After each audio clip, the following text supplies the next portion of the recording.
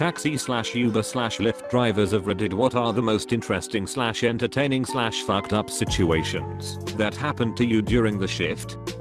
Friend of mine visiting New York City took a taxi back to his hotel late night. Riding in the back he found a small women's clutch purse thing. Inside was the ID of a 19-year-old girl and the business card of a police officer in a town neighboring state. The police officer had the same last name as the girl, so my friend figured the officer was the girl's father and she carried the card in case she ever needed to get herself out of a traffic ticket or something. My friend figures he can leave a voicemail on the officer's business number when he gets back to the hotel, then leave the purse at the hotel front desk for the girl to come pick up. So that is exactly what he does as soon as he gets up to the hotel room.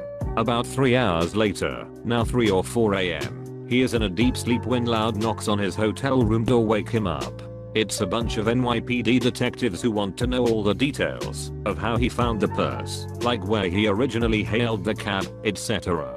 Turns out the girl was indeed the daughter of the cop on the business card, and she had been missing for a few days. The discovery of her clutch purse was the first sign of her that had popped up. My friend had paid for the cab via credit card and had kept the receipt, so he was able to pass that along to the detectives who, presumably, were able to use that to track down the cab driver and find out any information he could provide. Ultimately my friend doesn't know what happened. The cops never contacted him again. This has to be the craziest story on this thread so far. I really hope the police found the girl, because that's heartbreaking. Not a driver, but was recently a passenger in an Uber. It was a Monday morning, so of course I was a little down and not in the mood to talk too much. The driver starts going on about how beautiful the weather is and starts explaining a good day starts with being positive.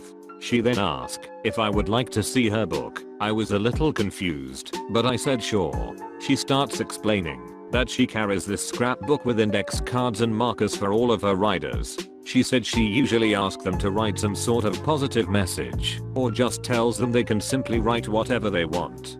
This book was filled with notes from people where we live, outside of the area, and even from people traveling from outside of the country. Some writing uplifting messages, some writing random funny lines, some drunks scribbling support for our sports teams. Just so many different messages from so many random people on different walks in life. Before I got out, I told her how the messages completely turned my Monday around for the better, and I really appreciate what she does. She simply said, if she can bring a smile to someone's face, her day is made. I now always hope that I have the same driver whenever I request an Uber, so I get a chance to continue reading the book of positivity. That was surprisingly wholesome. I kept expecting her to stab him or throw some coke in his car. Wholesome Uber moments. I matched with a girl on Tinder by accident and she messaged me saying she liked PBR, which is in one of my pictures. Being awkward and not wanting to waste her time, I just unmatched without saying anything. Around this time I was near the beginning of my brief tenure as an Uber driver, and who the fuck do you think I pick up the very next day? I immediately try to slouch hoping she doesn't recognize me, and after 5 minutes of silence, right when I think I'm in the clear, she says, hey, did we match on Tinder? To which I reply, I don't think so. Then she says, yeah, I messaged you about PBR, and then you unmatched me. And I just let out a feeble kind of oh, yeah. Then I look down at my GPS, and there's 25 minutes left in this ride. I did not get a tip. Oh man, I bet you got cramps from cringing so hard. I'm not suicidal, but I was hoping for a violent wreck with me as the only casualty. Picked up 2 guys from a hotel. Destination is in the Hollywood Hills. When we are navigating up the winding roads of the hills, one of the guys mentions that he hates going to famous football player's house because he always gets a little car sick.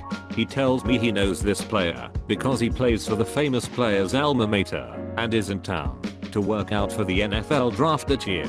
This house is at the top of a hill with a beautiful view. When we get there, the drafted asks me to wait for a couple minutes, and he enters the house. After a while, he gets back in the car and tells me I'm gonna follow 3 other cars to Six Flags. First car is a big, black Suburban followed by 2 luxury German sedans, and here I'm with my economy car with an Uber sticker on it. I picked up a guy who either refused to pay a hooker from the night before or didn't know she was a lady of the night. She proceeded to follow us. Finally he gets a call from someone. Seemed like it scared him because he told me to bring him back to his place. She followed us back there. I promptly left. Probably should have kicked him out sooner. That's why you always count your money beforehand and put it aside in your bag before the transaction of services. Emoji. Picked a guy up from a strip club around 5 PM. He had clearly been there for a while and was talkative drunk. He started talking to a friend on his phone and kept saying he couldn't go into detail because he had a lady driver. He told me he was going home and then taking his daughter out to a basketball game because there was a after game concert she was very excited about. Little did he know, or I know, because I was just following the GPS, that he had been routed to her high school. Dude's in a rumpled suit, smells like strip club, and is clearly not sober. He got a resolved look, handed me a few singles, said thanks for the ride boo, and just hitched up his pants like a man embracing his shitty situation.